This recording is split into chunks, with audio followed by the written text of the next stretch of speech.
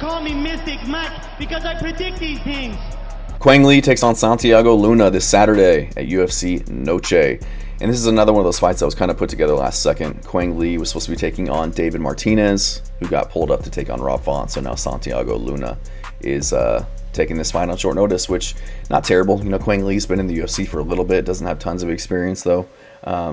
I wouldn't equate it to taking a short notice fight against Rob Font, who's been in the game for a long time, but good opportunity for him. So Quang Le, 33 years old, 5'6" with a 70-inch reach and 9-2 in his career. So aggressive forward pressure striker, good takedowns. Was getting takedowns in his fight with Chris Gutierrez, which he took on short notice.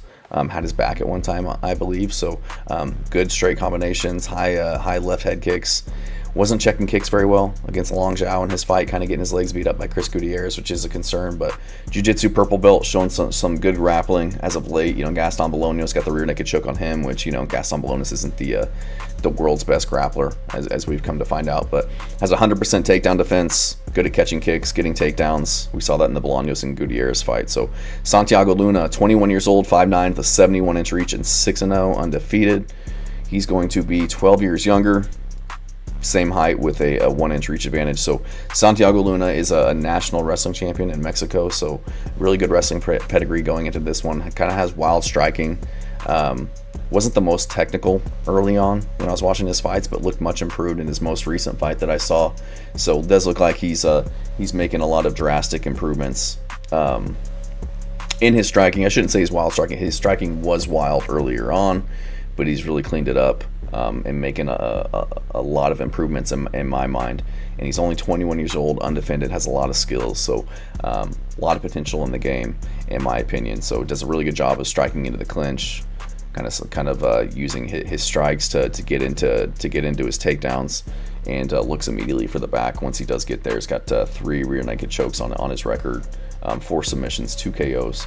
So it looks like all of his wins are by finish. So a lot of finishing potential in this kid. Hasn't faced the best competition. Quang Le will definitely be the best guy that he's faced. So, you know, Santiago Luna, again, young, green, great wrestling. Hands are really good. A lot of potential, but I just haven't seen anything that makes me think he can beat somebody with the experience and skill level of Quang Le at this point. Hasn't fought the best competition outside of this Russian guy, Baiduev, in I think it was his 5th fight where he did win the fight by submission. But Lee has fought almost twice as many fights against really good competition in the LFA and the UFC. He's 33, in his prime. I think his takedown defense will hold up against Luna, who's again taking this fight on short notice. So I'm gonna go with Quang Le in this one. I think the odds are very close in this one. It's got Quang Le at a +100 and Santiago Luna at a small favorite at -115. Or sorry, Quang Le's -115. Santiago Luna is the +100. So Quang Le's a small favorite. I think this is a very evenly matched fight. I think I could see Quang Le. You know, he can be hit on the feet.